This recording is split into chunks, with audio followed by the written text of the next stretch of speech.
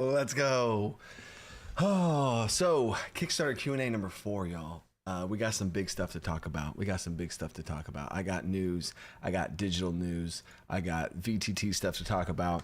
I got digital fulfillment of how you're going to get the 0.8 beta. It's going to be super smooth. It's going to be crazy. It's going to be nice. It's going to be efficient for you guys. So let's go. I do want these live streams, especially the very beginning of these, to be very quick, very efficient, right? So we already have 200 people here, just jumping in right off the gate. So what's up, everybody? I've been seeing and reading the chats. I see Peak D&D here. I see T and Tori here. What's up, everybody? We have the community and the content creator community all merged together as one. It's super cool to see. So yeah, I've been kind of sneak peeking as I'm like clicking around and doing a bunch of stuff here, because the big thing is there has been so much going on behind the scenes that I haven't been able to say yet. I haven't been able to talk about yet. I haven't, like, there's talks, there's like partnering up with people. And when I say partnering, one thing I've also continuously been, oh no, but I'm not selling any portions of the company. I'm not merging with anybody. I'm not trying to be a corporation. No. Right? It's all good, baby. So I'm not trying to make deals like that or nothing like that, right? So we're going to stay nice, clean, and ourselves here, right?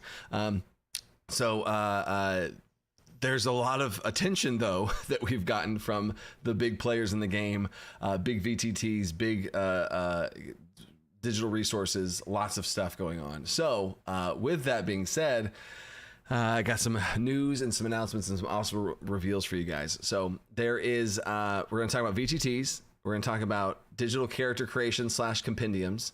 We're going to talk about digital fulfillment, getting you guys the how that's going to work. And we're going to talk about essentially a huge bonus and some changes to the stretch goals, which I think y'all are going to love. It's changes for the better. It's upgrading the stretch goals technically, right? So yes, all of the things, right? So anyway, what is up, everybody? I see all the love in the chat. And then Catherine Reeve gifted 10 Dungeon Coach memberships. Let's go. And Jordan Carr just joined themselves. Welcome to the team. Welcome to the team. all the green names in the chat. Thank you guys for that. Thank you. So here's how this is going to go. In general, how the Q&As work is I have some stuff to talk about. I'm going to talk about it at the very beginning. Also, for people that are watching this later, can kind of watch this. And then once I'm done with all the stuff, then I'll open it up to a Q&A and we can talk about stuff and all that kind of stuff, right? So there we go. At work, right? See, and then people like Trey, they're at work right now. They come back later. Y'all can watch the rest because there's a ton of stuff to talk about, right? So here we go. Shoot, what should I talk about first? Oh my gosh. Stretch goals. We'll talk about stretch goals first because it connects into all the VTT stuff. Cody Nelson with a joining the team member. Let's go. Appreciate that. And then Kaylor super chatting. Missed Tuesday's stream late fee. That's a big late fee. That's a 2 days late fee. $1 a day for being late. Let's go. That's funny. So so many familiar faces, y'all. I see you guys. All right. So the stretch goals. So the next stretch goal is at 2 million, right? Which is the ancestries, 4 more ancestries, all that kind of stuff. And then the stretch goal after that is going to be like every stretch goal after that is going to be digital rewards, digital virtual tabletop, all this other stuff I'm about to talk about, right? So some of the comments that I've seen, and this is just trying to give you guys, pull back the curtain, show some transparency, see how things go as far as the process of developing a game. What I've been trying to do my best shot at in general is some of the most negative comments I've seen are, I wish the next stretch goal was VTTs, right? So here's my response to that, right? There's a certain vision that I have for DC20. And as the creator of DC20, I want to accomplish that vision. That's a goal of mine. I don't think it's a selfish goal because I think there's a best version of the game that fully paints the picture of everything that I want DC20 to be able to give to you guys, right? So imagine the extreme end of this. What if the VTT stretch goal was super earlier on, right? Well, then the game's not like the Spellblade. I want to add the Spellblade to the game. I want to add these answers. There's certain things I want to be in the game that I know take some more logistics to do. It takes some more work and balancing to do. There's just more things being thrown in. It just takes more time, effort, energy, art being commissioned, team editing, whatever type of stuff that it takes to add more stuff to the game. I have a certain vision for the game, right? So the 2 million ancestry thing, that just was a perfect capstone for me of like, you know what, that just from my own heart and where I like the vision of I have for this game, I'm like, I think this would be a good, like, it excites me. I think it's really awesome. I did a last live stream. If you look at the live streams, live stream number 3, the regular live streams I do, the number 3 live stream, not the Kickstarter Q&A live streams. I did a whole reveal about the ancestries and how it looks and all the stuff. I was so excited for that, right? So that's why that's the $2 million stretch goal, right? And then much less the fact of VTTs and integrating them and all of the stuff involved with that is a wildly expensive process. Just for example, off the top, and this is not mentioning any of the things, but just of the multiple tens of different integration types of situations, one of them was about $200,000. Between $100,000 and $200,000 just to start the process and do things like that. And well, that's crazy, you know. I'm not Critical Role, who can do and swing around and do all the stuff and the amount of funding and all the stuff they have. I'm not even MCDM, who has a whole team and they have a whole thing and they're all set. I right now am just me with some people that have full-time jobs doing other things that do all things from volunteer and help out and do things in the best they can. I have a small badass team is always what I call them. So the type of stretch goals that I can do compared to other things is just different. You know what I'm saying? So there's that as far as that goes, as far as why the stretch goals have been the way they are. Either way, and this is now transitioning into the VTT stuff, no matter what, however well the campaign did, even if our funding was at, you know, 100,000, 250,000, whatever, even if it was super less than $1 million, I want to put DC20 into VTTs. 100%. That was always going to be the case. That always will be the case. So the thing that makes me like sadder, I was like, oh wait, I got to make sure to say this, I guess, is people are like, oh, well, if it's not supported by VTTs, I'm like, it always will be. No matter how big the game got, I'm always going to put it into Roll20, Foundry, Fantasy Grounds, Owlbear Rodeo, Alchemy RPG, Tabletop Simulator. Like the list goes on, right? I'm going to do that. Like I'm for sure going to do that regardless, because I think that's how you guys play. Half of people play this stuff online, so I want to support that, right?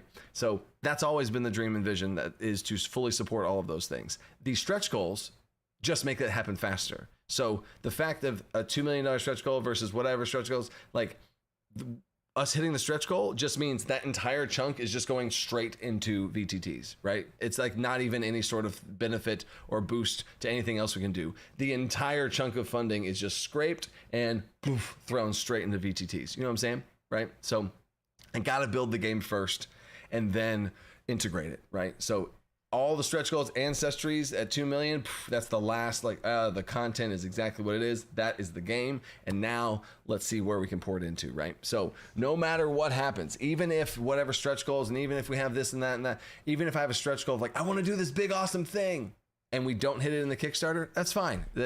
I will still am saying I want to do that. And like the stretch goals are also like a claim.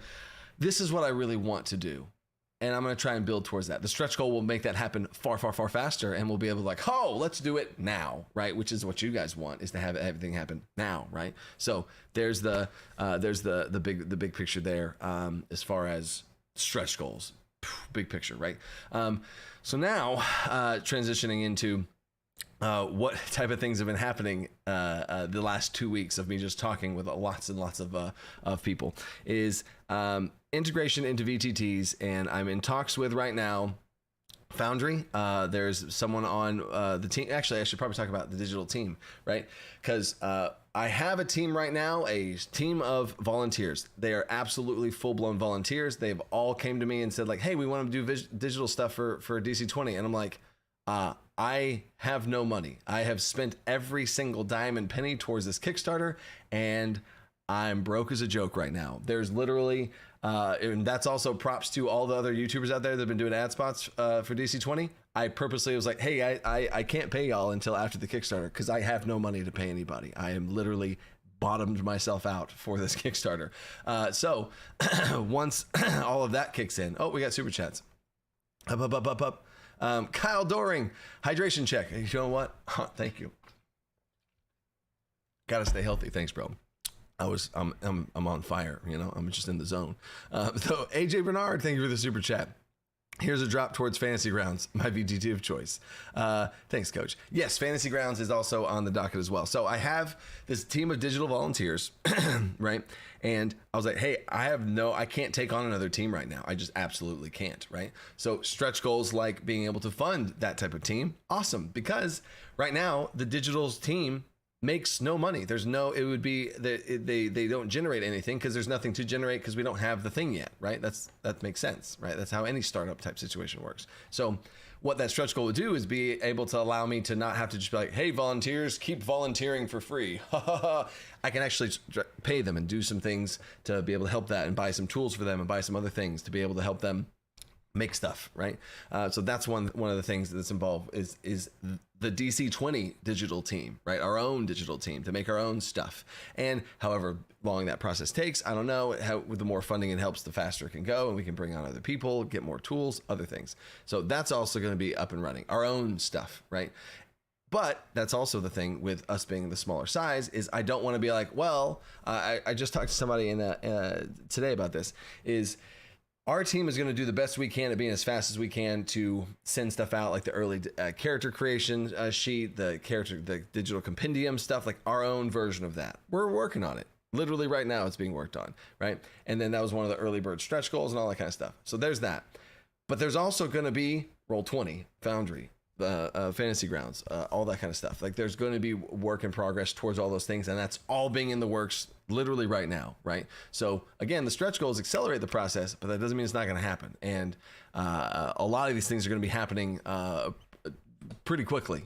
So I'm doing the best I can to get that out as quickly as I can. And another super chat real quick. Shauna Fitzgerald. Hey, we got you, Coach. You're awesome. Remember to breathe. Let's go DC20 launch. Let's go. Yeah, we are what, how many days now? We are 1, 2, 3, 4 days away from the close of the Kickstarter. That's wild. So the other things with having to do with VTTs, which I think the best, smoothest way to do this. No, I'll finish up the VTT talk. So I am currently talking in Foundry right now to one of the main lead Foundry. You know what? I think they'd be fine with me talking about this. I don't know if he goes which channel name he goes by. So there's a yeah, there we go. Is that his? I'm pulling him up right now. Yeah, Bailey Wiki. I'm talking with Bailey Wiki right now, and we're trying to get some stuff set up. As far as he is a Foundry guru. To say the least, and if you know who he is, he's done a lot of stuff right there. So Foundry actively in the works for one of the members on my digital team is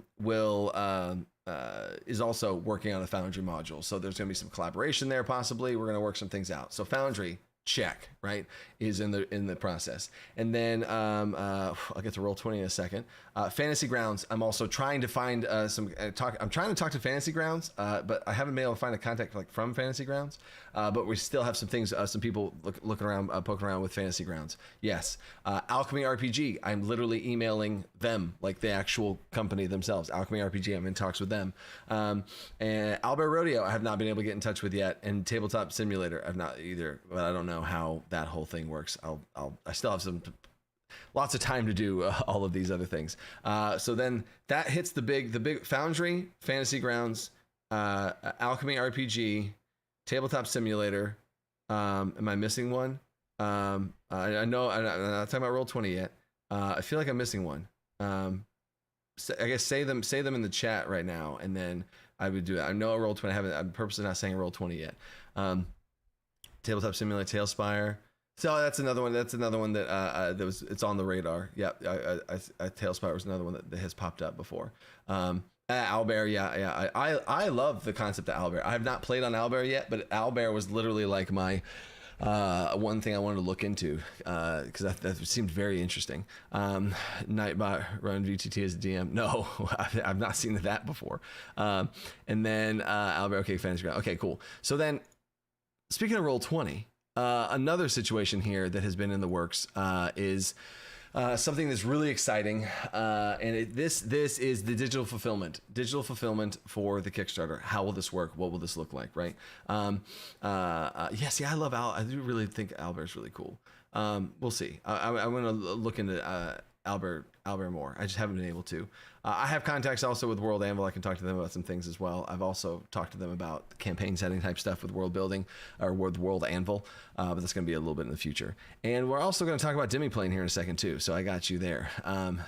So then, whoa, we got a freaking $100 super chat from Liam. This one is not just for Coach, but to the whole DC20 community. You guys are helping me get through a tough time. Ah, man. Liam, bro. Don't mean to get sappy, but my mom is in the hospital and made the last few days scary, and the community has been helping me get through some days. So thank you all. Gosh, man. Gosh, y'all. Liam, love you, bro. Liam's been a part of this community, y'all, since the beginning. Like I think Liam was probably left a comment on the first DC20 video I posted. Liam has been a passionate member of the community. Has been on Patreon for a long time. Been super chatting like that for a long time. Has been pouring his love, time, energy, resources. He sent me a huge class breakdowns of all this different stuff. Like, Liam, bro, like, you are absolutely part of this family here, dude. So and I was about to say share some love with Liam, but look at you guys. Y'all already are. Like, look at all the responses to Liam and the purple hearts and the red hearts. Like, yeah, see, this is why this community is so awesome. This community is awesome not only for people like Liam being a beacon of that community, just helping, pouring love into resources, time, all the stuff that he's done for this community, and then to be lifted up by the community himself and helped and loved. So it's about the hearts for Liam for sure. Dang, dude. Yeah, I mean, that's also the beauty of our hobbies and our communities and the other things that we do with our time is kind of to be a deep breath and escape, a silver lining, to whatever stuff's going on in our lives, however hard things go. So you got this, dude. Your mom is in the hospital and made the last few days scary, but you got this. She's got this. I love it, dude. My hearts are going out to you, man. God dang it, dude. Let's go, Liam. Oh man. I love it. Oh man, that's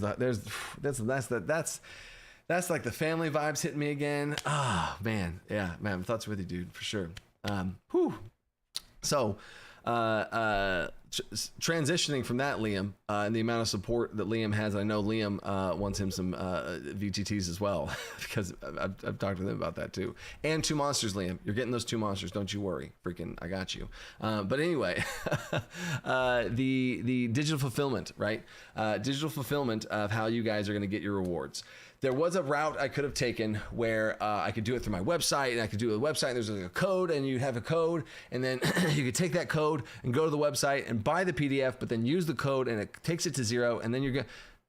But that's too much work on you guys' part. That didn't sit right with me, especially with as big as this Kickstarter's done. I want to make y'all's lives as easy as possible. These are the types of things where when the Kickstarter does this well, I don't have to worry about these types of things. And I can be like, you know what? Let's just make things as easy as possible for everybody, right? I'm not going to have to worry about nickel and diamond and pinching and pinning and all this kind of stuff. I'm just going to be able to like, all right, hey, let's make this as easy as possible for you guys. So I don't know if you guys are familiar with this. I mean, you probably are in the space, but the digital fulfillment for DC20 will be done with DriveThruRPG. Right. If you're not familiar with DriveThruRPG, they are the largest compendium of tabletop resources for everything. And the really nice thing about the DriveThruRPG is you're going to get an email. You don't have to click any buttons apart from opening the email, but you don't have to go use a code. You don't have to go here. You don't have to go there. Literally, you're going to be alerted without you even knowing that the Kickstarter has been fulfilled, because you'll get an email. You're not going to get an announcement and have to wait for the post and then find the post and then see the post and then have to do things to be able to get it, right? You're just going to be straight up emailed the copy of the DC20 0.8 beta, right? And other PDFs as they come available, right? You're not going to have to keep your eye out or whatever. You're just going to be straight up emailed that, right? So you're going to get emailed the copy and all whatever PDFs that you had access to. As soon as they become available, you're going to get them. And a small mini timeout note on that is the PDFs are going to be in one of 2 ways. The PDF's either going to be in all or nothing. Like, we're working on the PDF. As soon as it's done, you get it from 0 to 100, right? You get the final product as soon as it's done. But with the opportunity now that we're using Drive-Thru RPG and how smooth and easy it's going to be, I'm going to be able to send y'all beta versions of these PDFs. Like I'm going to be able to send y'all the beta of the monster collection, the beta of the monster starter pack, the beta of these other resources, and I can send y'all out right away, really quick. Here you go. I don't have to worry about things being like perfectly formatted and perfectly this and this, and I get all the art in there. I can get you guys stuff and resources now to be able to play with now, and be able to just send y'all an email and you'll get the stuff and you have the stuff, right? And then also the nice thing with Drive-Thru RPG is once I update it, I just drag that new file into the spot, delete the old one, and press send, and it just resends the new update to everyone who got the first update. So it's just going to be so great. It's just going to be so great for you guys. It's literally going to be mindless to just have to have, oh, there's my email. Oh, hey, cool. There's an update. Oh, man, I didn't even know the update. Oh, I've been busy and I didn't, you know what I'm saying? You're just going to be handed stuff. I love it, right? And I don't know if you guys know this, but Drive-Thru RPG has merged with Roll20. Isn't that crazy? So this collaboration also can expand to Roll20. So Roll20, I'm in talks with right now. This is the type of stuff I can't talk about a lot of this stuff because we're still in talks and negotiations and figuring out how this whole partnership will work. But Roll20, DC20, I mean, it's going to be supported, to say the least. There's going to be a character sheet. There's going to be a compendium type situation going on with Roll20, and you're going to be able to get that right away. And another cool thing, and this is maybe a bit of a foreshadowing. Maybe this is a bit, maybe I'm going to be saying too much here, but that's what we do here in these. I can't stop. If you didn't know this about Roll20 and Drive-Thru, right? If you buy something on Drive-Thru, and there's also a version of Roll20, right? If you've already bought, so if I have some bundle, like you want to get the DC20 rules compendium on Roll20, and you've already bought the PDF, well, I can make a bundle where if you already have purchased the game, the Roll20 is wildly discounted, or you know what I'm saying? And that's what I want to try and do. Because what I don't want to do is have you guys freaking pay for the same stuff all over and over again, right? So I'm trying to limit that as possible. I don't want you to have to go buy the PDF and then go buy the book and then go buy Roll20 and then go buy Foundry. Like obviously right now the landscape of how things are, I can't get away from some of that stuff because they don't talk to each other. Like Roll20 and Foundry, you know, they don't talk to each other, right? So you of course would have to, you know what I'm saying?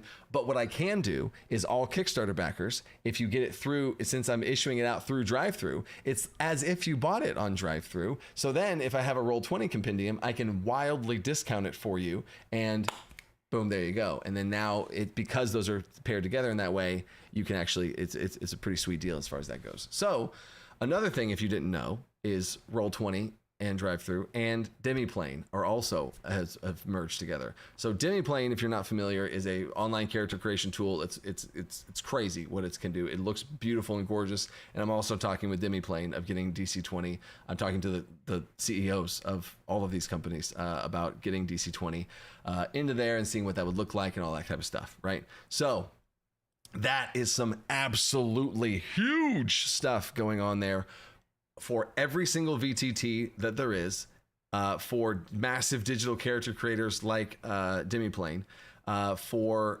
digital fulfillment and everything through Drive-Thru RPG, through my own digital team that is being assembled and established and hopefully supported through some other things like that.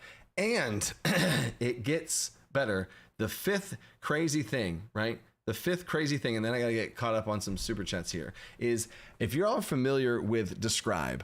Y'all familiar with Describe? I've done some ad spots for Describe back before, like a year ago. And at first, Describe was just like an online text boxes where all it was pretty much like descriptions, and you could like describe flavor text type stuff, right? But my God, have they evolved.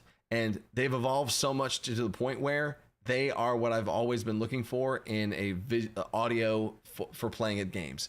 You can make playlists and audio playlists from like when you're running your games. You can have like a literal custom made soundtrack of ambiance noises, of battle soundtracks, all of these things that they've compiled, like thousands and thousands of sound and audio things for you to run your games with. Right now, what I do is I have a YouTube playlist where I've picked like 7 genres across the spectrum to where I can, like, you know, hit everything. But in Describe, they have something called Opus, which is in beta right now, and you're able to actually build your own custom soundtracks, build your own ambiance. You can play it. You can even play sound effects of like battle noises or spells. Tons of stuff that they're doing. Describe has reached out, and I was talking to Describe. Me and David have talked a while ago. He's a great dude. And Describe is also going to be throwing their hat into the ring here and giving. This is the next stretch goal. This is the stretch goal right after the 2 million stretch goal. I'm buttoning it up as close as I can to it. The next stretch goal is Describe is going to give every single backer, which is 17,000 at this point. Describe is giving every single backer full access to everything, a 90-day free trial of their entire suite of everything they have to offer. So that's just a straight up 90-day free thing that every single Kickstarter backer is going to get now. Wild, right? So if you don't even know what I'm talking about, check it out. It's literally free. And if all Kickstarter backers get that. So huge, absolutely huge. And Describes also, like, the dude just kept giving. Like, it was so crazy because, like, I've been having to do a bunch of negotiations for a bunch of different types of stuff. Like, no, I don't think that works here. I don't think that'd be fair here. I don't think that'd be. But with David from Describe, he's literally like, oh yeah, well, we'll do this and this and that. And I asked him a question. I didn't even ask a negotiation question. I was like, so what would that mean? And he's like, oh yeah, so we'll just do this also and do that also, and then they get 90. I was like, oh my, like, bro, what? So yeah, and if you don't know what Describe is, that's fine. I'll showcase some stuff and I'll show some things. Me and him are still talking about it, but he's an awesome dude. They're an awesome company, and I truly do think that they are solving a problem that I have had with VTT since I've started playing them. And as far as being a DJ, a Dungeon Master DJ, having to pick the sounds and the sound, they literally make that super simple, and they're going to be able to they're going to make custom music for DC20, and there's going to be a DC20 soundtrack where you literally can just take that music and that can be your playlist for running your games. It's going to be so simple, right? So yes, yes. Talks with Foundry. I see Noah's spreading the word there. So yeah, those are some massive things here, y'all. All in the digital realm of things, and yeah, there's a lot of moves being made there. So there we go. Now I gotta get caught up with some super chats because after all that announcement stuff, Wheeler777 showing some love to Liam. Liam rocks. We're all rooting for you, bud. Ah, man, super chatting just to say what's up to a fellow community member. That's what's up. Trixie Ray, hey coach, you keep doing you. I know DC20 will just keep getting better and better. You and your team are amazing, and I love you guys. Keep being your authentic self, and there's no limit for how far you will grow. Oh man, Trixie Ray, it's just still so. These type of comments just still hit me so crazy because, like, I don't know, man. Like, imagine imagine you're in an office cubicle, right? Imagine like the classic, like the show The Office. You're in your little office cubicle. You're just doing your thing. You're just working, and then somebody just comes in, puts their hand on your shoulder, and like, you know what? You're doing great. You're doing so great right now. I think you're doing like you're just I appreciate just the random hit like a truck appreciation that I feel from you guys. And there's that Trixie Ray. So thanks for that. And yeah, I mean, that's been one of my biggest goals. However big this thing gets, is to just stay true to myself, keep my values the same, stay humble, all that kind of stuff. That's a huge goal for me. Huge. So that's a very big priority, and I'm glad that you see that, and I will continue to keep myself accountable for that and across the board. So thank you, Trixie Ray. That's super sweet. And then bogus Skilrick bogus Sikroski. First time super chat, didn't even say anything. Thank you, bogus. Thank you, Bogus. Bogus, if you accidentally sent that, say something else in the chat so I can find it. If you accidentally sent that without a question, just gave a super chat, just cuz. Appreciate you. And then Draven joined as a member. John Doyle, late but got here as soon as I could. Can you start over? Oh yeah, sorry. Okay. All right, John just got here. All right. Hey guys, so we have some that would be wild. Louis Mills, what's up? Louis Mills says, get it. He just sends a excited hippo emoji. First time super chatter. Thank you, Louis. Appreciate that. Oh, that's funny. And then there's all the hype for some stuff. And then Lothinus, Lothinus. There we go. Lothinus, thank you for the super chat. Hello, coach. First scream I've been able to make too. Played the alpha one shot a few times and loved it. Have you mentioned or put any thought into a shaman class or subclass like totems and elemental summons?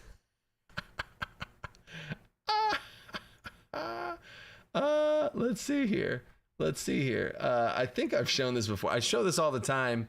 In but check it out. Shaman. Huh? Oh, shaman right there. You got it. You got the shaman. The shaman class is right there. They are, I said this in the last stream, but druid, right? Druid has nature. Shamans have nature. So there's some overlap there. But druids also have animals and can wild shape, and the weather and element, weather, nature, and animals, right? Shamans are nature, sure, but they are elements and spirits, right? So yes, and they have totems and they put them down. If you're familiar with World of Warcraft and the shamans vibe there, you'll see. We'll see where it ends up. But yeah, shamans are freaking cool, dude. So I got you, Loftinus. Appreciate that. And then, okay, so then there's y'all reacting to, wait, is that, okay, cool. And then the last super chat is Dragon Eric. Have you considered a playable large size, lesser dragon playable race, kind of like a battle zoo, where non-humanoids like a awakened dinosaur, sorry, a bit of a niche interest, but Dragon Eric, yes, there are going to be large size player characters, centaurs, like dragon, like beast, like large, like hulking type creatures, minotaurs, large player characters. That is going to be fully supported, and something that comes out, not in the core rules. I don't think that that's something in the core rules, for the reason of like what you said, it's a niche interest, right? That is not a core rule situation, but that absolutely is going to be in the expansion of a game, kind of like a Xanthar's type situation. And I see all the penguins, you freaking crazy penguin people. That's so funny. Yeah, so there we go. That is that. So now that all that's updated, now this is kind of like a Q&A. We're just kind of opening it up for your Q&A for the next half hour or so, right? In general, we do these live stream Q&As for about an hour or so, and then we kind of open it up for whatever questions you guys have. And I'm going to try and be as quick as I can with these questions. This is my first time trying to do it. I don't have a moderator right now, so I'm just going to kind of be answering questions as fast as I can. So I'm sorry if you feel rushed in the next couple of bits, but I'm going to try and do the best I can. And if you ask a question and you feel like I missed it, you can ask it again. And I'll try and catch it again. But here we go. Bogus. Great work, Coach. Hydration check. Thank you. I need that for the turbo round I'm about to go into. Clarify what I said earlier. Does that mean any amount over 2 million will go towards VTTs, even if it doesn't make the goal? Love DC20, love to Liam. Basically, Christopher Mendez, what I'm going to try and do, you'll see this very soon, is 2 million is a stretch goal, and then I'm going to probably have like stretch goals very closely, instead of having it be like these. Usually how Kickstarters go is like the bigger you get, the bigger gaps there are between the stretch goals, right? That's in general kind of how that works.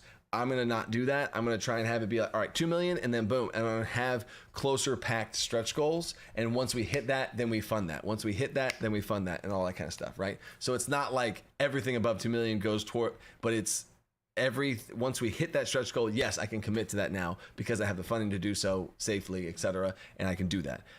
But to answer your question specifically is, if we hit a stretch goal and we're moving towards this one, but we're not here yet, that funding, this stretch goal is still going to get pushed towards and still going to have funding applied towards it, but I wouldn't be able to have the full budget that I'm saying for the stretch goal, right? I'd have less, so it's still going to happen, but it would just be slower, right? So that's the ultimate idea. So the answer to your question basically is yes, but I just wanted to be more specific there. Silver Skull hydration check, thank you. And then, Matthew Willis is talking about spending action points off your turn. You only can spend action points to do stuff like that in combat. There's a section in the rules that specifically talk about this whole action point thing. The intent of it, you can't just be spending action points outside of combat and giving yourself advantage. That's wild. That's ridiculous. You cannot do that. I could go on a huge rant about why that just absolutely breaks the game. That's not fun. That's not cool. That's not the nope. So Outside of combat, you just do stuff and you make checks. That's how it works. But in combat, bullet time, everything slows down. You have 4 action points in your turn. What are you going to do? You're pouring yourself into these moments. What are you doing? What are you doing? Your turn's over. Done. Cool. Next turn, right? What am I doing, right? Compared to like, oh, we're outside of combat. I'm trying to leap across from a street to this, or I'm trying to do that. You can't just give yourself blanket advantage all the time, right? So there are actions that you can take, but you don't have like, oh, 4 action points, right? So yeah, I'm gonna polish off that to where it's presented in a way it's like, oh, okay, cool, and people can't try and like game it or do some weird stuff, you know what I'm saying? But yeah, hopefully that answers that question. Necromancy will absolutely be supported. There might be a wizard subclass, and there already is a summoner class in the game. So yeah. Plan to the trades. What is your plan to the trades? Trades are going to be fully supported, and there's going to be a lot of stuff interconnected with downtime in DC20 as well. Kyle Doring, how will 0.8 be delivered via email? Yeah, Drive-Thru RPG is going to, if you rewind probably about 10 minutes ago from now, Drive-Thru RPG is going to be emailing you the copy. So you don't have to, you just sit back and get an email. That's all you got to do. Rare super chat, appreciate you. Just showing some love. Oh man, might be early. Do you have plans for thematic prestige paths? Wanted to recommend looking into 4E Paragon paths, Epic Destinies. I'm not familiar with Paragon paths, Epic Destinies, but the prestige path, that's not the epic part. The talents and the progression and other things that you get to be able to do, that's the epic part. So the prestige path is just martial, hybrid, or spellcaster prestige path. That takes you from 11 to 20, and that's what the path is. The cool things are the talents and other things that you can add in and do along the way. So there's gonna be stuff like that, but it's not like another class. You don't pick another class and then you're just like, oh, I chose Paladin and then I chose Arc Paladin, or I chose Spellblade, then I chose Paladin, like these like mega classes or prestige classes. That's not how it works. It's focusing on the talents that you get and lots of other ways to customize your character towards those epic higher levels. So yeah. And then how likely is the 2 million stretch goal? I think it's absolutely we're hitting the 2 million stretch goal. Absolutely. And then with the Mortal Bane, convert book related anyhow with the work. Is the D&D to DC20 convert related anyhow with the work from Mortal? No. Mortal's been doing his thing. Mortal was doing his thing already, and then he was doing a whole bunch of stuff with monsters. Then Mortal joined the beta, the development team, and he's on the beta development team, and his monsters will be updated with once the stuff we do some monsters. But stay tuned for next week, y'all, because next week's live stream, I'm going to be showcasing the monsters of DC20 and the stat blocks and some other cool things like that. So stay tuned for that. I've already done enough bombs that I've dropped in this one, so stay tuned for that. And then Alchemist was dropped. Any plans for raw golems? Alchemist was dropped. Any plans for golems? Alchemist was dropped. I don't know. Modded second. I don't know what you mean. Alchemist was dropped. You mean the Artificer? Raw golems. Yeah, I mean, there's gonna be golems in the game. There's a elemental born ancestry, which you could choose Earth and technically be a golem. And you could, there's definitely monsters that are golems in the game. And then there's going to be a summoner class that can summon a golem. You could even be the Beastmaster or Tamer and probably pick a golem in that way. So there's going to be tons of stuff like that. You have a little golem familiar, you know what I'm saying? That's funny. And then, oh my gosh, I'm still getting caught up with the super chats. Silver Skull, have you talked about how resurrection will work? No, it's going to be more of a ritual. If you're familiar with Alkender's Almanac, or even like Critical Role's Matthew Mercer, where you have like some sort of things you can do to try and revive people. That's going to be definitely a source of inspiration from Alkender's Almanac. That if you've seen Alkender's Almanac's resurrection system, that's kind of where my head's at, just to get there. But no, I have not specifically written out resurrection as a lower priority in the big picture of things. Zounch, what's up, Zounch? Thank you, Coach. I'll catch up with the rest later. Teaching my son how to drive today. Oh my gosh, woo-hoo-hoo. That's wild. I can't wait for that moment. That is crazy. That's funny, dude. What a wholesome little family moment there. Will we have a Shadow Monk subclass? Gary Hopkins, a Shadow Monk is one of the current up for discussion subclass options for the monk. So currently right now the answer is maybe, right? Because it's on the docket, you know what I'm saying? And then Mr. Fish. In 2022, I started toying with the Action Mana Point game system. Then when I saw you were working on close to the notebook, I have been waiting for DC20. You've done an amazing job. I see. I love these too. I love these comments because I love that somebody else, Mr. Fish, we've never met. We've never spoken until right now, right? Is somewhere else in the world. Who knows where? And I'm somewhere else in the world. And we're both making a game system that's similar to each other. That's freaking cool. You know what I'm saying? Like, and I also think that speaks to why DC20 has caught on so much traction is it's doing things the way that it should be in some ways. Now, I know that's subjective and all that kind of stuff, but I feel like these certain things are just intuitively the way it should be, especially whenever I came onto the scene of tabletop roleplay games. I was like, spell slots? What? You know what I'm saying? So yeah, love that. Appreciate you. I'm looking for more questions. Does a DC and DC20 stand for anything? It does in my heart, but I'm not saying. And if you have a question, do hashtag question, and that'll really help me see it. Or if you do @the Dungeon Coach, that also really helps me see it. Can we get a sneak peek of a higher MP spell? No, because I have not made them yet. Right? It would be irresponsible and a waste of time, I think would be an accurate term right now, if I were to make high level spells right now, because we still need to make the foundation and core foundation of the game, you know? And you guys don't want me to go make high level spells for things that the game's not even, you couldn't even play yet. I couldn't even release yet because y'all are only at level 2. You know, the DC20 you can only get to level 2 right now. So all of those things and balances and all those concerns. The other good example is the weapon system rework. Just took weapons down and matched them up to spellcasters. But who knows? Could have been a scenario where we kept the weapons the way they were and bumped up the spells. So there's no reason to mess with higher level spells because we're still, you know, locking in things and establishing what the game's going to look like, right? How easy will be making homebrew classes for DC20? There's going to be a whole guide for it. There's going to be a whole guide for how to make classes, subclasses, ancestries, all that stuff, right? Any news on Digital Character Creator? Yeah, that's I started talking about that stuff at the beginning, but the team's actively working on it, and the more stretch goals we hit, the more I'll be able to pour into that team, so then to get it done faster, because it will eventually get done. It will. The time of that, though, is kind of in y'all's hands in some way at this point, because y'all have already blew up the Kickstarter to the point where now it's like, all right, we're going to be able to do some stuff, and we already are going to be doing that stuff, right? And so now I can get to the point where, like, we're big enough now where I can say, yeah, oh baby, we're doing stuff, you know, because if the Kickstarter was smaller, I'd be like, I don't know if we will be able to do a digital character creator. I don't know, because you know, but now we're like, yeah, no, we're doing it, but it's just, how fast can we get it done, right? Because time is money, friend, right? There's a little Easter egg there.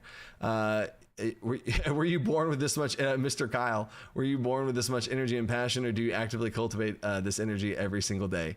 I mean, really, yes to both. I have always been this way for whatever it is, and there's it happened yesterday.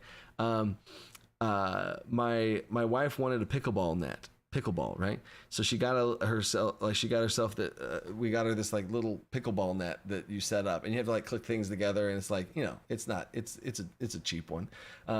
So then like I had to like click it together, and so then I figured out a way to like, oh, you know what? If I take these off here and take this one off, you can kind of fold it in half. So then like I came back inside from the garage, and her parents are in town right now, so I was like, oh, babe, I got this thing set up. So here's how it goes, and I entered into like explanation mode of something I'm excited about, and I do it, and at the end when I was done, her mom was like, you like, we just all kind of talked about like, I just love explaining things. I had used my hands. She's talking about how I use my hands and all stuff. So I've always had this like passion for explaining things, passion for like solving problems, fixing things, building things, tweaking things, video games that I've played, and all this other kind of stuff. I've always had that fire or passion and energy towards everything that I like love. So yeah. Always. Purely selfish curiosity. Sometime last year I made a stacking D20 odds Google sheet for you. If you remember it, did you ever actually prove useful? No worries if not. Master TMO, I do remember somebody giving me a sheet. Was that you? A D20 odds. Oh, yeah. You know what? There's a bunch of we've made a bunch of math sheets, and this is how a lot of things work in my life. Really, is I take as many different things as possible, look at them all, and be like, okay, what's the through line? What are similarities? What do we got? Okay, cool. And then we can make something that's the best culmination of all of that. So I'm sure your math sheet in that, whether it was presentation or the math in there, might have found some inspiration ways to sneak into DC20. So thanks for that. 323 Starlight. So any thoughts on 5.5e's weapon mastery system compared to the D20's weapon system? DC20. Yeah, I did a whole video on that, and I threw out some stuff there. The only thing I'll say here on it is my big picture, and this is not me disagreeing for the purpose of disagreeing, especially now that I'm like a bigger TTRPG now, ultimately because of this Kickstarter.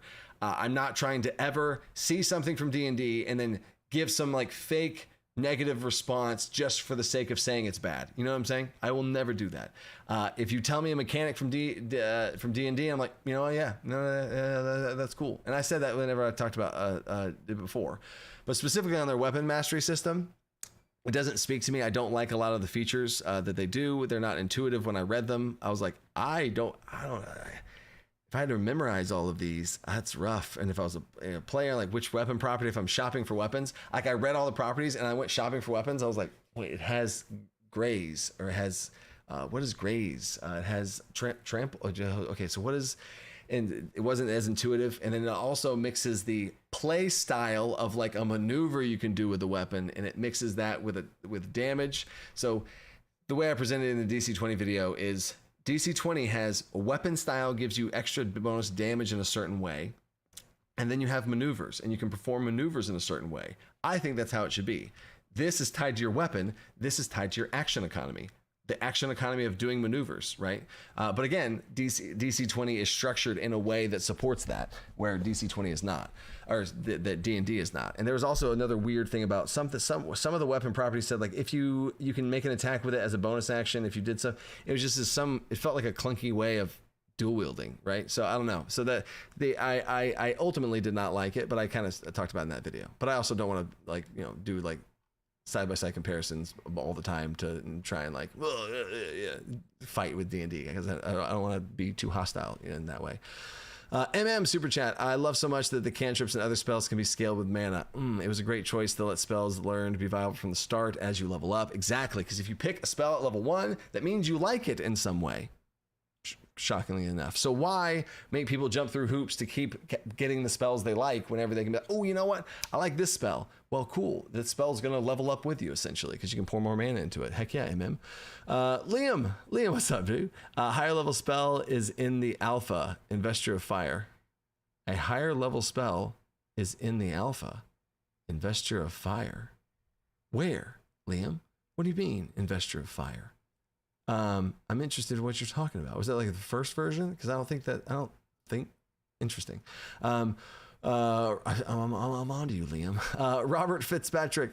Apologies if answered already. Will there be an armor and ancestry creation system similar to the new weapon system? Excited to try DC20 in my group. So first of all, ancestry creation system already is in the game.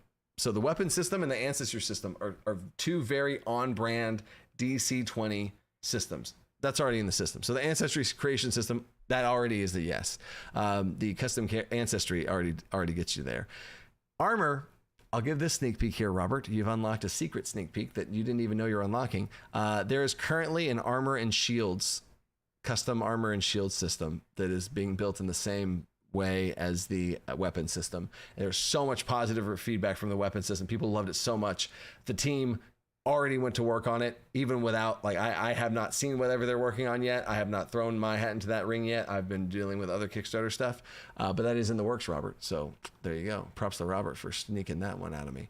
And then Jacob Reynolds, I know it's early, but what are the fundamental design differences between the shaman and elemental classes? They seem really similar. Okay, so the way I could describe you, super simple overview, especially since those classes are in alpha, right? The game's in beta, but those, you know what I'm saying? But shaman is elementals, spirits, nature, and they can drop down totems and put totems on the ground that have certain aura effects around those totems that give off certain effects, whether that be a totem that explodes or a totem that gives a buff. Certain subclasses would be involving with dialing up the spirit element, spirit aspect of it. Maybe shamans, maybe that's where a voodoo witch doctor type situation is. Who knows? And then you also have the elemental vibes of the shaman, where they are, you know, connected to the magma and lava and whatever else stuff like that, but they're connected with totems. The elemental class is the avatar. That's almost about all I want to say there. My current idea and vision for the elemental is the elementalist is there's 4 elements. You pick one at the beginning. You pick one at level 1. You pick another one at level 2. There's a little bit of a gap. Then you pick one at level 5, and then a little bit of a gap. And then at level 8, you pick another one, and you can master all of the elements. But another little sneak peek there too is I want to give choices to where you could choose fire, and then you would have mastered fire and you gain a bonus of fire, wildly so. Or you could do earth, water, air, fire, and then now you are like the avatar type situation. Or you could do earth, fire, and now you're like a lava person. You know what I'm saying? You get the idea. Super wild and cool and crazy and awesome. I'm very excited to make that class. Maybe the most excited. And the shifter. The shifter in that one. And the beast tamer. All the classes are so cool. Xavier, what do you got going here? Love what you got going here, Coach. What are the best ways to volunteer to help if we have specialized skills? Xavier, thanks for the first time super chat. Discord. On Discord, ping, just talk in Discord to either one of my directors, depending on what your skill set is, or really you could ask a moderator and be like, hey, I have this, and then they will either tell you what's going on or direct you in the right place or whatever else. But yeah, there's going to be a bunch of people have been reaching out and asking about different stuff. So I don't know if we have the capacity for whatever that is, but if you do have like specialized skills and you're like next level some things, I'd love to see it. So yeah. Sesame Street Fighter, I just saw this, so I have to read it.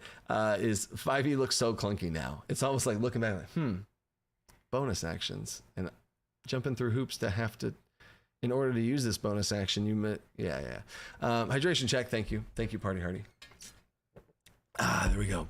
Spell update is Last Second King. Spell update is 0.10. Version 10 is going to be spells. Version 9 is subclasses, which is huge. And then let me keep getting caught up on super chats. Oh man.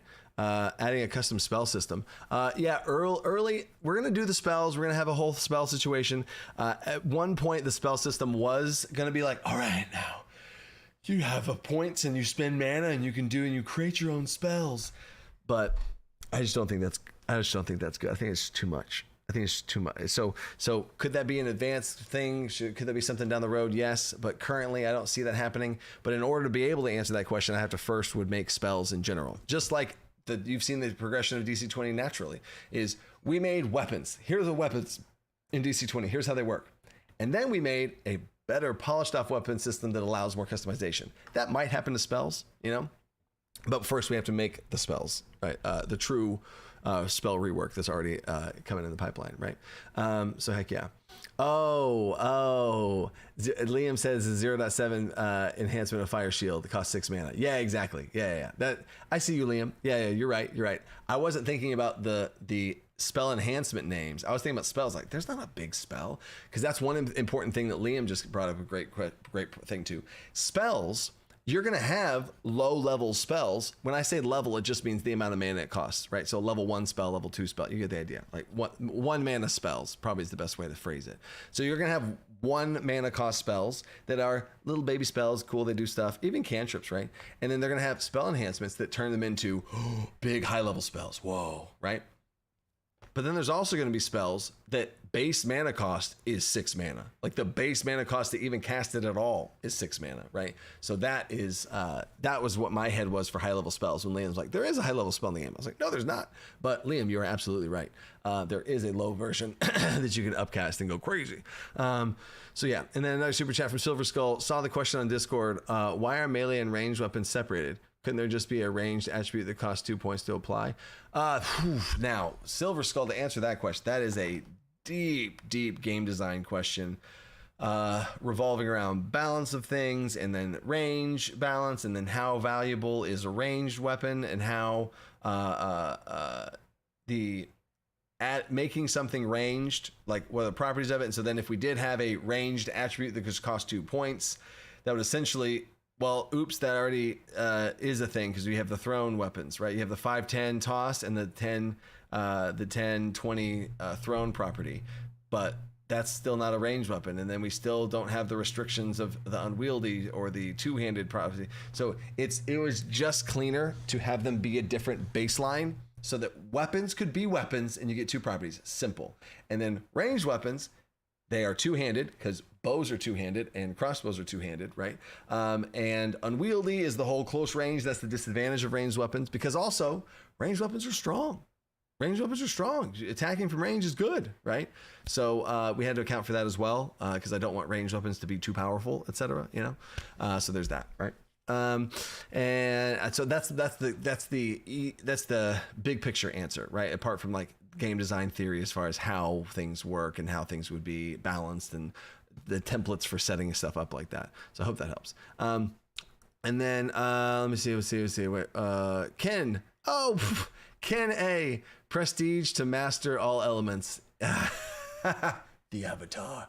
Absolutely. Ken, if y'all don't know, Ken is the digital mastermind. He's the digital dev leader of this squad of digital volunteers right now. So props to you there, Ken. Prestige, you hit level 8, you get all of them, and then you hit level 10 and you prestige, and you choose, well, you could choose any of them, but let's say you choose spellcaster prestige path, and you start going and you start collecting more. You go into the sorcerer, you steal some stuff from there, you get stuff, and then there's high level elemental talents of, if you have one of each elements, at the avatar talent, and and it does all this. Oh yeah, I mean, there's so many cool things that can happen as far as talents go there. So heck yeah. TNT Tori, gifted 5 coach membership. Stop it, TN Tori.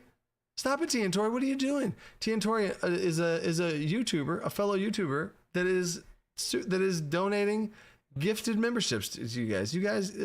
And you got one Mortal. One of the people on the design team, it now has a YouTube membership because of TN Tori. So thanks for that, TN Tori. Cameron Bradford, game I'm working on, hard builds your own spells. And yeah, it gets complicated. Don't hate me, I'm stealing what you're doing for it. Cameron Bradford. Yeah, bro. It's just wild. Like the balance would just be insane. And a little bit of a game design note there too, is the balance of custom spell system, make whatever you want.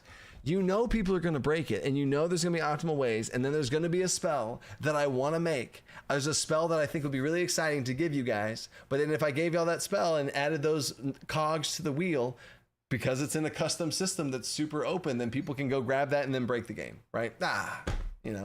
So with a spell system that has spells in pockets, where you have a spell that does these certain things, it's a lot more easy to manage and not have just break the game.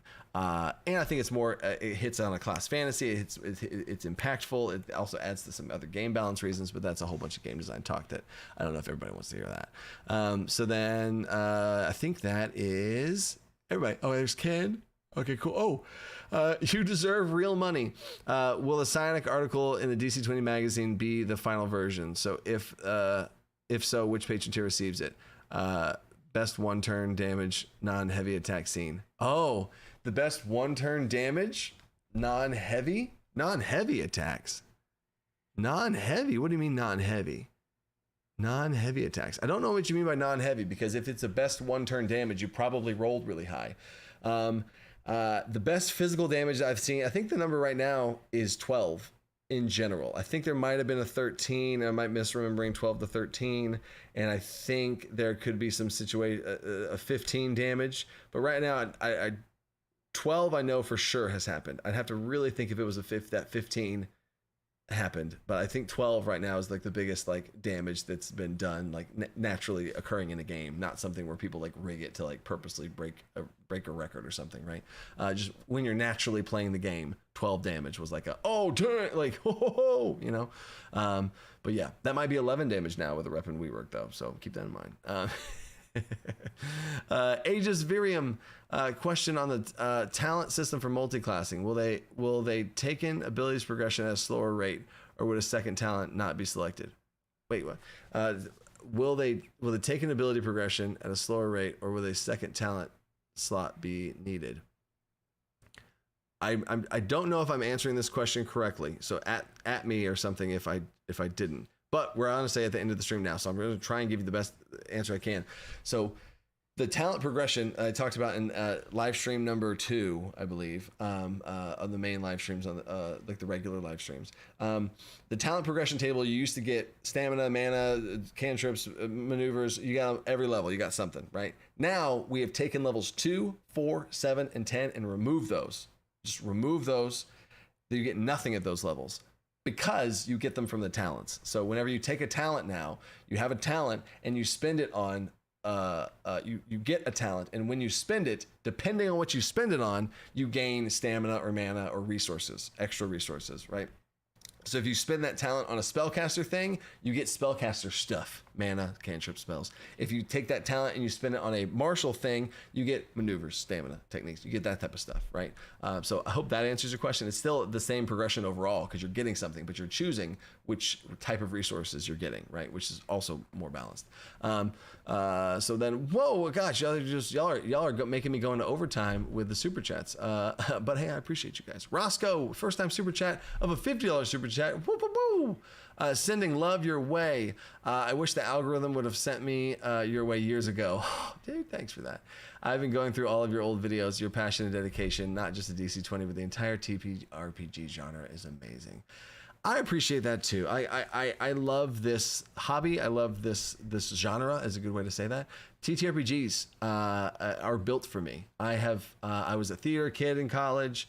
I was a theater kid in high school. I've always loved doing funny voices. I've always been exaggerated and stuff like that. I've always loved games. I was a huge video gamer. So like the fantasy aspects, I've always been a huge nerd like that. Like I've loved lore. Like this hobby just fits me like a glove. So thank you for identifying that too within the whole big picture of things. So yeah, let's blame the algorithm. Why didn't they show you the Dungeon Coach YouTube channel back when I had like 1,000 subscribers? Wild. Thank you for that, for the Roscoe, for real. Sing and Smash. I love the weapon update. I'm so excited to build my Blade of Chaos. Hype for the final push to blow the roof off this Kickstarter. DC20 is going to set the landscape on fire. Let's go, Sing and Smash. Yeah, Sing and Smash has been all through the has been huge help time-wise on the Kickstarter as well, as far as the comments and the pages and stuff. So appreciate you for that too. Glad you love the weapon update. Trixie Ray, don't make me cry again. Question, which of the pre-made spell lists is geared towards the Warlock? This was probably a question answered before, but I have only been here a week. So the Warlock is special, right? The Warlock is special because I have the Warlock pulled up right here. You choose spell school. So your spell school, you pick 4 spell schools, right? You have all the list of spell schools. So the Warlock doesn't really have a spell list. The Warlock was released after those pre-made spell lists were a thing. So my best advice for you on the Warlock is you have all the spells in the game, pick your spell schools, and then pick the spells that you have, right? So that you don't have a pre-made spell list. I think in general, the Warlock, essentially, the Warlock could take, I guess, they could take fire, they could take the lightning one in general. The enchantment, the mind control domination stuff feels the most Warlocky to me.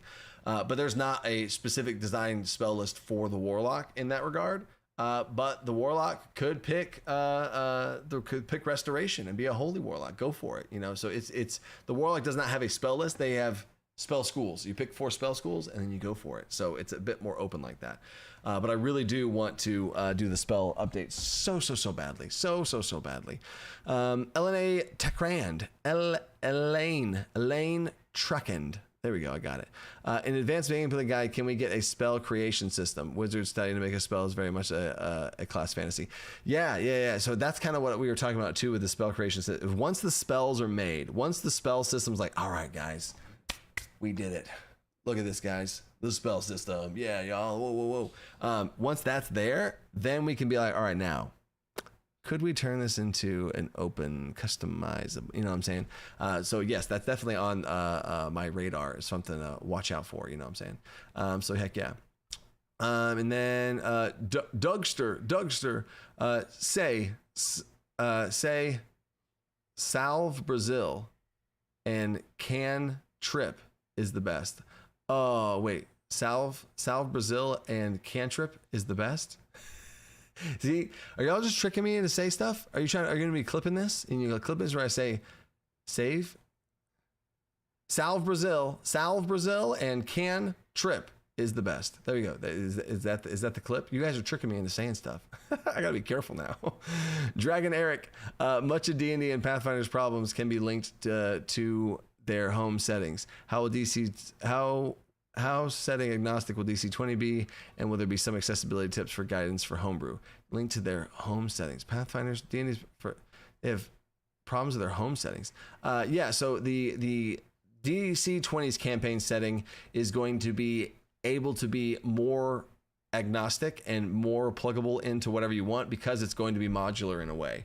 I don't know if I've ever seen a modular campaign setting, but it's going to be a modular campaign setting. I think it's going to be a really cool way to do that. So the fact that it's modular will be a help there, but that's about all I can really say on it right now. But either way, there's going to be conversion guides for everything. There's going to be class creation guides, subclass creation guides, world building guides, all that kind of stuff. So I'll hopefully take care of that as well as you kind of see some more stuff there, because I want to make sure everybody can put their stuff into any game, their game, play a pre-made game, homebrew game, whatever. Roscoe, another super chat from Roscoe. Roscoe, you're going crazy, bro. Thank you. You have stayed humble through this crazy Kickstarter. I know this entire community truly appreciates you and the entire dev team and the crazy amount of time that you've dedicated to making the game great. Hydration check. Thank you, Roscoe. I feel it right here. There's a little bit of... right. There we go. Thank you for that. I mean, like I said earlier, it is a huge, okay, we're good now. If anything, I feel like I can be more of myself now, and I don't have to be as feral or stressed out or worried because things are about to fall out from underneath me, because I don't know if I'm still going to keep making this game or if I have to go back to teaching or all these other things. I feel like I can just be almost more of myself now, because the Kickstarter is done well enough to where I don't have to worry about that. I don't have to have that burden on my shoulders to provide for my family and all these other things. Okay, cool. Now, friggin' let's have a party, y'all. Let's have a party, y'all. Like my own team that's been there volunteering for different levels for however long. I'll be able to help them now and be able to give back to the community and be able to get cool resources and pour that in there now. We're good. So, I appreciate that. I really do. Thanks for seeing that, Roscoe. And then Joe M, late fee from work. Dang right, Joe M. Dang right, Joe M. Let's go. That's funny. And then, real quick, the last question I see is Earl. There are 6 martial classes, 6 spellcasting classes, and 1 hybrid class that are going to be in the game. And then I also saw something about the Scion, the question about the Scion that I answered, but then I don't think I really did fully answer. So the last question I'll answer, and then we'll shut it down, because I do have a lot of stuff to do and some meetings to hop into for the rest of the day as well. But the Scion class and the Cyborn Ancestry are going to be the Patreon volume 1 of the DC20 magazine, available on Patreon. It is going to be a very simple first PDF, because right now we got to focus on making the dang game. So these PDFs are going to be early access stuff. The reworked, remastered 0.8 Scion levels 1 and 2 features are going to be available for the Scion. Future updates to the Scion will come once the game matches that. So once the game hits level 5 or 8 or whatever, then yes, there'll be an update to the Scion in that way. So that's going to be released, and that's available to all patrons. All patrons. It's not a higher tier. It's not a middle tier. It is a entry level tier. All patrons get it. So that's been super cool to see that as well, and be able to offer that at the entry level, and everybody's kind of get the little early sneak peeks on some stuff. So heck yeah. And then I think that's it. There we go. That is the live. Thank you guys. Thank you guys for coming. And I do these so that I can give you guys information. Ton of stuff that I just dropped about VTTs and everything, and those are kind of some of the meetings I gotta go talk in and have some conversations with right now. So thank you guys so much. Y'all are what's making this whole thing go. And then, oh my god, don't touch him panda is sent me a waving penguin. I did not know there was a waving penguin emoji. That's wild. That's wild. So, kindly cryptid, road to 2 million. Stay well, coach. Appreciate you. Do the last minute super chats from you guys. Agile Monk, happy anniversary to Sarah and Alan. Agile Monk knows the sneak peek stuff. Yesterday was me and my wife's anniversary, 8-year wedding anniversary. So thank you, Agile Monk. Thanks to you for supporting all of thanks, John.